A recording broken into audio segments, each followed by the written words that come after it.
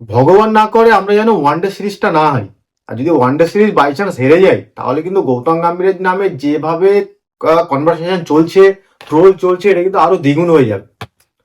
R Temba Bavuma as a test coach, test captain যতটা সাফল্য, কিন্তু তার থেকে কিন্তু সে ওয়ানডে ক্যাপ্টেন কিন্তু আরো সাফল্য।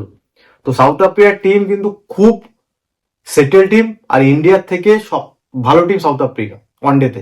কারণ ইন্ডিয়ার কিন্তু নাম্বার 4 ক্যাপ্টেন, ওপেনার, ওয়ার্ল্ডের 1 নম্বর ব্যাটসম্যান সে কিন্তু অ্যাভেলেবেল নেই। শ্রেয়াস আয়ার যে নাম্বার 4 ইন্ডিয়ার হয়ে 500 রান করেছে ওয়ার্ল্ড কাপের মতো জায়গায়, সেই প্লেয়ারটাও নেই। তো এটা কিন্তু একটা কমজোরি থাকবেই। আর ইন্ডিয়ার তো ফাস্ট বোলার তো কমজোরি আছে এক্সপেক্ট বুমরা তো খেলছেই না। তো ফাস্ট বোলারে প্রচুর প্রবলেম আছে। তো ইন্ডিয়া যদি প্লেইং ইলেভেন সাজানো হয়, আমার মতে এটাই আসবে, জয়সওয়ালকে ওপেন করানো দরকার। কারণ অনেকে বলবে যে ঋতুরাজ গায়কোয়াড়কে ওপেন করানো দরকার, কিন্তু আমি বলবো জয়সওয়ালকে ওপেন করানো দরকার। লেফট রাইট কম্বিনেশন থাকবে রোহিত শর্মার সাথে, অলরাউন্ডে কোহলি থাকবে। 4-এ আমার পার্সোনাল চয়েস ঋতুরাজ গায়কোয়াড়, কারণ ইন্ডিয়া যে সাউথ আফ্রিকার ট্যুরটা হলো দারুণ খেলেছে। তো নাম্বার 4 অনেক দাবিদার আছে, তিলক বর্মা আছে, ঋষভ পান্ত আছে। তো গায়কোয়াড়কে একটা চান্স দিতে পারে। তারপরে KL রাহুল তো অবশ্যই নাম্বার 5 থাকবে, উইকেট কিপার প্লাস ব্যাটসম্যান। তারপরে আসছে নীতিশ কুমার রেড্ডি, রবীন্দ্র জাদেজা, ওয়াশিংটন সুন্দর, কুলদীপ যাদব, হর্ষিত রানা আর আশদীপ সিং।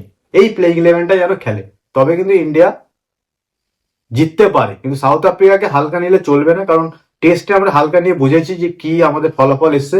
তো সাউথ আফ্রিকা ভালো টিম, সব থেকে যে ভালো batsman Dewald Brevis plus Matthew Breetzke বলে একটা প্লেয়ার আছে, এই দুটো প্লেয়ার দারুণ player. Plus Keshav Maharaj, Lungi সানি এনগেরি আছে, কডভিন বস আছে, কাগিসো রাবার আছে, মার্কো জনসন আছে, কুইন্টন ডিকক, এডেন মার্করাম, প্রচুর ব্যাটসম্যান আছে, Temba Bavuma, Ryan Rickelton, Stubbs. তো সাউথ আফ্রিকাকে লাইট নিলেই চলবে না। আর আমরা যেন ওয়ানডে সিরিজটা হোয়াইট ওয়াশই করি, T20 তো 5টা দেখাই যাবে। তো কাল ফার্স্ট ওয়ানডে অ্যাট রাঁচি।